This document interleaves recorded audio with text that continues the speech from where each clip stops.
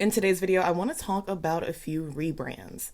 And actually, we're going to get into rebrands of a few types, two of which actually involve artists changing their stage name. One, I would say a continuous attempt to make the stage name change stick, another to distance from the group's past, and then we're also going to get into the rebrand in the sense of changing my sound, changing my style, what my fans should expect from me, and then maybe having to revert just a little bit. But in all of them, we're going to talk about the artists and their relationships with their music, their brands, their identity, and how their fans see them.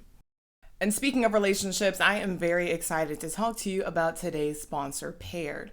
Paired is a relationship care app that is designed to help couples stay in love. It's hard to find time for daily, open, and honest communication, especially when you're talking about 30 other things a day. And with Paired, you don't even have to be in the same room, but of course you can be. It offers daily conversation starters like games, questions, and quizzes to strengthen communication and help those meaningful conversations happen more often. And Paired is not just for couples who are trying to bring back the spark in a relationship. It is perfect for all stages, whether you're just getting to know each other or you've been together for a while. Often you're prompted to reflect on things about your partner you may not have thought about since earlier on because that's your person and you're used to them now, or you're prompted to learn something new that you love about them even sooner. A feature that I really love is that you can't unlock your partner's answer without submitting your own first. So you're not just saying, yeah, I agree, me too, I feel the same way. It's much easier to speak your truth because you're not going to be influenced by things like their response or maybe even their body language. The Paired app uses questions and activities backed by relationship experts and are designed to help you think critically about your relationship and not even just about the fun, flirty stuff, but also other aspects important to a healthy relationship, like how you budget your money, what your attachment styles are, and even how you deal with things like blame and jealousy. And if you want to go further with some of these topics, or maybe even think it's an area in the relationship where you want to grow, you can embark on a relationship journey answering daily guided conversations. Each journey helps you work through steps to achieve a specific relationship goal, like improving communication or even reconnecting now that you are parents. You can also save memories along the journey by creating a timeline of the most important moments of your relationship. And it doesn't just have to be the anniversaries or the first kiss. It could be anything like, we finally saw that concert we were waiting months for. So why not give the gift of healthier communication and deeper connection to your partner and also to yourself, of course. And to maintain that connection, you can click the link below to get a 7-day free trial and 25% off of Paired Premium. Again, click the link below and you'll get 7 days free trial and 25% off of Paired Premium. Big thanks to Paired for sponsoring today's video, and now let's go ahead and get back into relationships of a different sort. Artists' relationships with themselves, their brands, and their music. For years now, The Weeknd's been teasing the retirement of his persona, The Weeknd, hoping eventually to release artistic projects under his actual name, Abel Tesfaye. It seems like the actual endpoint has changed a couple times, like, oh, I'm gonna retire The Weeknd after this project, or henceforth I'll be known solely as Abel, and then later it gets walked back. But this rebrand for The Weeknd was set in motion as early as 2023. At the time, he actually started going by Abel, and he changed his name on Instagram to Abel, but his handle is still The Weeknd. And at the time, he said in an interview with W Magazine, "I'm going through a cathartic path right now. It's getting to a place in a time where I'm getting ready to close the Weeknd chapter. I'll still make music, maybe as Abel, maybe as The Weeknd, but I still want to kill The Weeknd, and I will eventually. I'm definitely trying to shed that skin and be reborn." And in that interview, he said the album that he was currently working on would likely be his last as The Weeknd.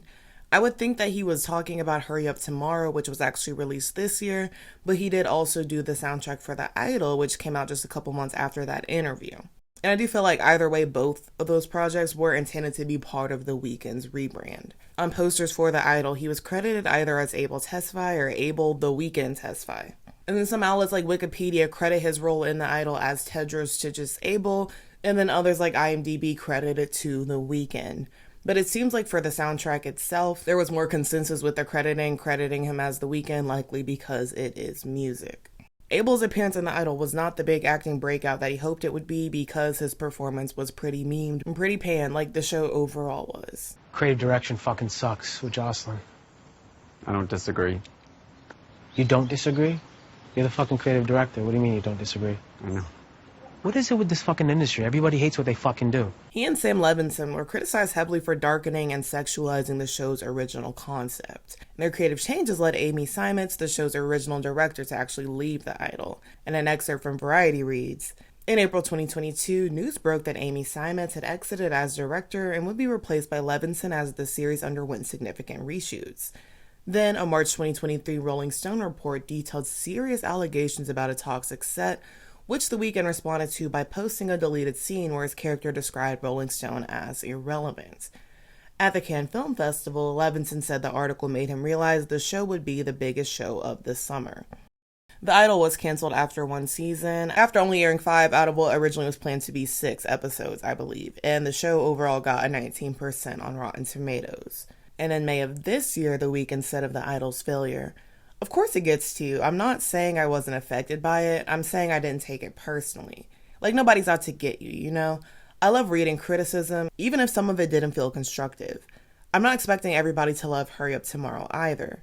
Some people might hate it, but that's not why I'm doing this. I'm doing it because I'm an artist, it's how I feel, and this is what I want to say." And I mean, The Weeknd was right. People were not thrilled by his performance in Hurry Up Tomorrow either. Haven't really heard anything particularly negative about the music, and it seems like the tour is going fine. But again, it's The Weeknd's acting that is not doing it for people. It's kind of dramatic and wooden at the same time. Oh, I know what you're doing. I know what you're doing. You're listening to that voicemail I just sent. Yeah, you're listening to that, and you're laughing at me, right? Is that what it is? You're fucking laughing at me? In Hurry Up Tomorrow, The Weeknd plays a fictionalized version of himself. He is credited as Abel, but the story seems to be mostly that of the story of The Weeknd. Obviously, Abel is The Weeknd, but I mean the film tells the story of a famous performer, so it's biographical in that sense, but it's not Abel's whole entire life story or even much of his personal life, honestly. And in Hurry Up Tomorrow, The Weeknd is actually the only person who plays a character named after himself, because the character's name is The Weeknd in parentheses as Abel. And to promote Hurry Up Tomorrow, The Weeknd, of course, did several interviews, and in one with Variety, he said that at least for the movie, the concept was inspired by the realization that a lot of his career problems were manifestations of his mental stress. And that realization was a big part of the reason why he wanted Hurry Up Tomorrow to potentially be that final chapter of The Weeknd.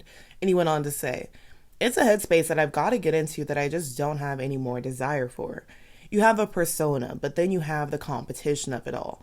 It becomes this rat race. More accolades, more success, more shows, more albums, more awards, and more number ones. It never ends until you end it."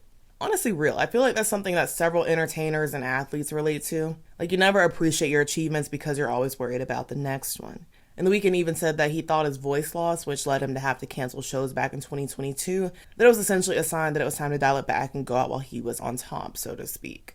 I also do think on some level it can make a lot of sense to want to use a different name for your projects that have nothing at all to do with The Weeknd, since that's not his actual name. But I think part of why people aren't buying it, at least so far, is that the 2 acting roles that we've seen him in are him basically playing versions of The Weeknd, which obviously that is kind of the point of Hurry Up Tomorrow, more so than Tedros from The Idol. But still, the Tedros character, from the bits that I saw, he seems like the human embodiment of a lot of what The Weeknd sings about. And just a few months ago, Billboard published an article saying that maybe The Weeknd is actually not rushing to be known as Abel. They noted that while Hurry Up Tomorrow, the movie, was initially meant to culminate in The Weeknd's death, and how The Weeknd and the other writers, they toyed with that idea for a while, the film could just be a complete rebirth for The Weeknd rather than a full-on retirement. And that's something that he had also said. And for now, I would assume that it is indeed just a rebirth because the movie didn't do super well, and it wasn't the springboard into this new artistic arena that The Weeknd likely intended it to be. And actually, I'm not sure if he has any other acting projects lined up, but I have seen him say a couple times that filmmaking in general is something that he wants to get more into, which doesn't necessarily mean acting. And Abel did also say that potentially retiring The Weeknd doesn't mean that he'll retire making music. And I would be curious as to what that would sound like. Like, in what ways would Abel's music be different from The Weeknd's? How different would it sound? How different would the subject matter be since, it's the same person writing? Maybe he would write about just not himself for his career, which would already make the music pretty different. And he did say himself, "Once you understand who I am too much, then it is time to pivot." I feel like with Doja Cat, what we're witnessing is a return to form of sorts, and not really in a bad way. For the past few years or so, Doja's been in a very public battle, mostly with fans about their reception of her music, whether she's making what she actually wants to, and whether her fans actually care about that. She's tweeted everything from her unexpected retirement from music to the fact that 2 of her albums, Hot Pink and Planet Her, are cash grabs, which her fans fell for. Considering the albums contain songs like Say So, Juicy, Need to Know, Kiss Me More, and several others which sustained Doja's fame after Moo went viral, a lot of fans were offended. And several loved and enjoyed these songs, which are often an infectious, playful blend of pop and hip-hop. And they especially loved the fact that Doja would do several different renditions of these songs, especially if she was asked to perform them dozens of times, like Say So. And around that time, which was the spring of 2023, Doja tweeted, "My comment section on IG used to only be positivity because I was doing what everyone wanted me to do, and I love that I can see through all the bullshit now. It's nice. Much love to everybody else that's been down since day one. I appreciate it." And soon after, in May, Doja Cat received the Pop Songwriter of the Year award at the BMI Pop Awards for her writing on Planet Her, primarily for the singles Get Into It, Need to Know, and Woman. And actually that same day is the day that she made the cash grab tweet and the "You Guys Fell For It" tweets that had people up in arms. And the tweet reads, "Planet Her and Hot Pink were cash grabs and y'all fell for it. Now I can go disappear somewhere and touch grass with my loved ones on an island while y'all weep for mediocre pop." And fans pointed out the irony in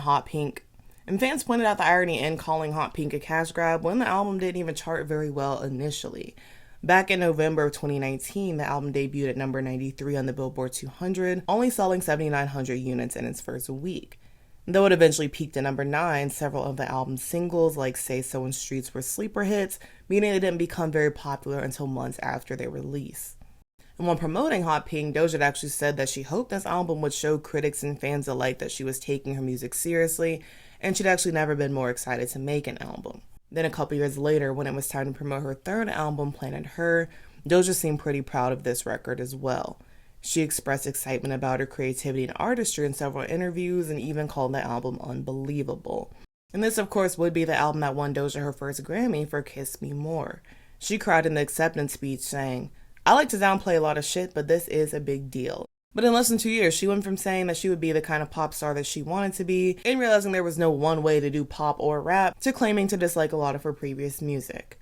I'm not Doja Cat, so I could be wrong, but to me it always seemed like one of those cases where artists distance themselves from their work, not because they genuinely find it bad, but because of the specific songs that people use against them as so-called proof that they have no talent. I feel like this happens a lot for female rappers who use pop in their music because we often don't take women or pop music seriously. So being a woman and then incorporating that pop in any measure means that you're going to be accused of having to rely on gimmicks. And a lot of people are going to perceive it that way, and God forbid people actually enjoy your music. Then you're the enemy. Either way, for her next album cycle, Scarlet, Doja debuted new tattoos, a buzz head, and some darker album imagery. Because of this and other Twitter altercations, and Doja having previously expressed discontent with her fame on several occasions, some claim that she was acting the way that she was because she'd made a deal with the devil and was stuck and could not back out at this point. And this idea of distancing from her former work seemed to really inspire the creative direction for Scarlet. Doja bathed herself in red paint meant to evoke blood and intention, her lead single for that era, also introduced audiences to her new alter ego called Scarlet. The following two singles, Paint the Town Red and Demons, again leaned into these darker references, both lyrically and visually. In Paint the Town Red, Doja rides atop this goblin, underworld-looking creature and communes with the Grim Reaper cloaked in red. And in the song, Doja calls herself the devil, clearly in a way that she's mentioning what's being said about her and likens painting the town red to upsetting people with her art, her imagery, and her unapologetic attitude. And then in Demons, Doja becomes the proverbial demon queen of the demons even. And the video for the song plays on a lot of those older haunted house horror movies, with Doja of course playing the demon that's haunting the house. Maybe the way that she's haunting a lot of the X fans now that she's gone rogue. And it did seem for several that the intention mainly for this album era was for Doja to shake off the fake fans or scare off the casual listeners so that she could be as weird as she wanted, unchecked and unbothered. But others noted that while some of the imagery was definitely unsettling, shocking, and clearly intended to be, musically Scarlet wasn't anything especially unsettling or boundary pushing. Compared to Planet Her's number 2 debut and having sold 109,000 units in its first week, Scarlet debuted at number 4 in the Billboard 200, selling only 72,000 units. The album did, however, give Doja her second number 1 on the Hot 100 and her first solo song with Paint the Town Red. Critically, Scarlet often wasn't as highly reviewed as Doja's previous albums either. Pitchfork gave the album a 5.9, having given Planet Her a 7.8 and Hot Pink a 7.4. NME gave Scarlet 3 stars, but 4 to Hot Pink and Planet Her. Metacritic, however, gave Scarlet a 70, but only gave Planet Her a 76 and Hot Pink a 73, so all much closer in quality, at least to them. And just weeks ago, Doja announced her latest album, V, with outlets saying that it's going to be her big return to pop music. And it seems like a safe assumption, at least based on the sound of Jealous Type, which is the album's lead single. It's produced by Jack Antonoff, of course known for producing several pop hits, as well as Y2K, who only did Attention from Scarlet, but Doja worked with him more closely on Planet Her, collaborating on songs like Get Into It, Payday, I Don't Do Drugs, and Options. It's very clear that Jealous Type is 80s inspired, and I actually do like the visuals and styling so far. Cause y'all ain't kick it when we started up. And if she really was a friend like you said she was, I would have been locked in, but I called you bluff. They're very fun, colorful, retro yet current, and it fits Doja's level of quirk, but it's still very poppy and playful. And honestly, because she made herself an early adopter with Say So, I feel like she's one of the few artists who can do their retro pop. And I'm not like, oh, here they go trend chasing, because she helped start it. So I guess she was like, oh, since I see that y'all are into the 80s teas now, let me do one of those types of songs too. Or however it went down, because honestly, I'm not sure, but for a while after Scarlet came out, people were like, just watch, just wait a minute. If none of these songs blow up like a Say So, like a Kiss Me More, and fans really do seem like they're dipping, even if it's not Doja herself, the label will tell her to put the wig back on, so to speak, and get further back into that pop lane. And well, like I was saying, I think Jealous Type is a sort of return to form for Doja because she's no stranger to a retro pop song. I wouldn't necessarily call it a return to cash grab music. Not to say the music is not out there to make money, because it definitely is. And then obviously something like a Jealous Type, a Say So, a Kiss Me More, it's more commercial, more generally appealing, hence why the song has an easier time going viral. I'm just saying I don't think those types of songs are super inauthentic to Doja Cat, at least in my opinion. And it's actually an arena of music where she seems to shine. The 4-member girl group that recently re-debuted as GIRLSET was initially a 6-member outfit known as VCHA. They were formed on A2K, or America 2 Korea, which was JYP's global girl group survival show. I'm pretty sure I said this at the time, but from the moment their group name was unveiled, I was like, yup, it's a wrap for them over here. VCHA simply does not roll off the tongue, and something as simple as having a decent group name, it can be make or break. And that initial 6-member lineup released their first song, Universe, in September 2023, with their official debut song, XO Call Me, coming a little later in January of 2024. And when I heard Universe, I was like, okay, I don't think that they're for my age demographic, but I wish them the best.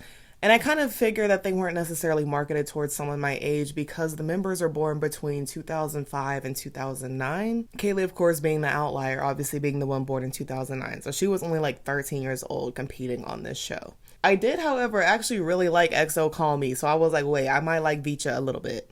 And then for the most part, they followed up their debut with a couple performances, they opened for Twice, and then radio silence. There was no new music, performances, appearances, anything really other than them like posting for the members' birthdays and things like that. Until it came out in December of 2024 that member KG was leaving the group and was requesting to terminate her contract with JYP after citing alleged incidents of child exploitation and abuse. KG, who was about 17 at the time, had left the group earlier that year in May, which likely partially explained the group's missing comebacks.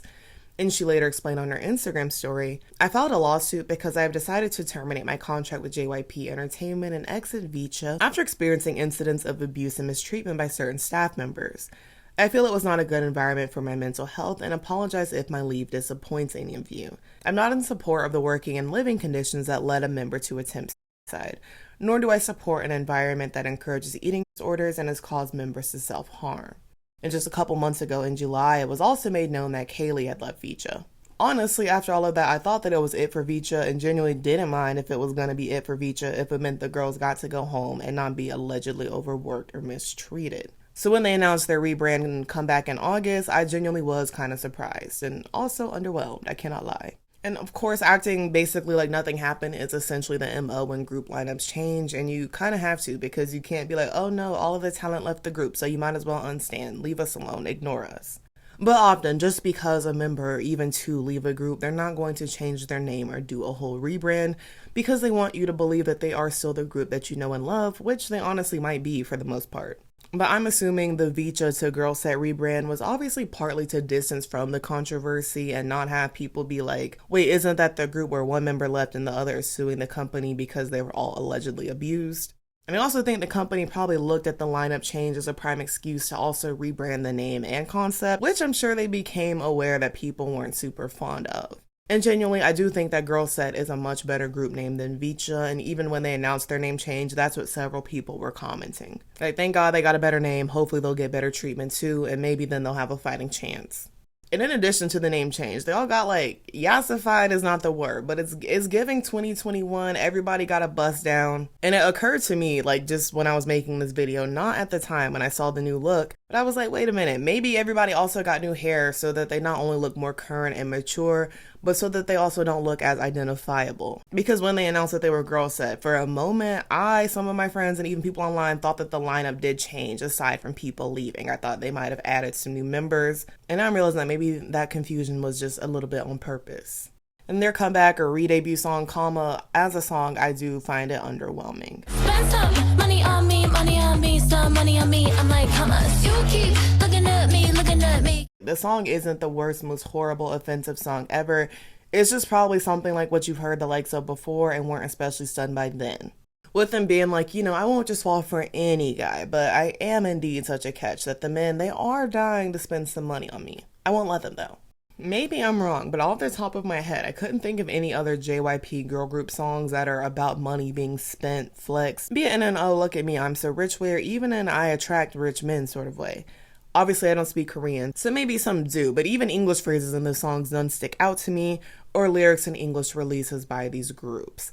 The only example I could think of is the Mamushi remix, which is twice, but that fits the same exception as Commas, which is the fact that they're both songs geared towards Western audiences. Obviously, they're gonna expect fans of each group to still hear the song, but Mamushi is a Megan Thee Stallion song with Twice just being featured, and then GIRLSET, of course, is meant to be that JYP group that has a stronger foothold across the world, so also in the West, more so than Twice, ITZY, or NMIX.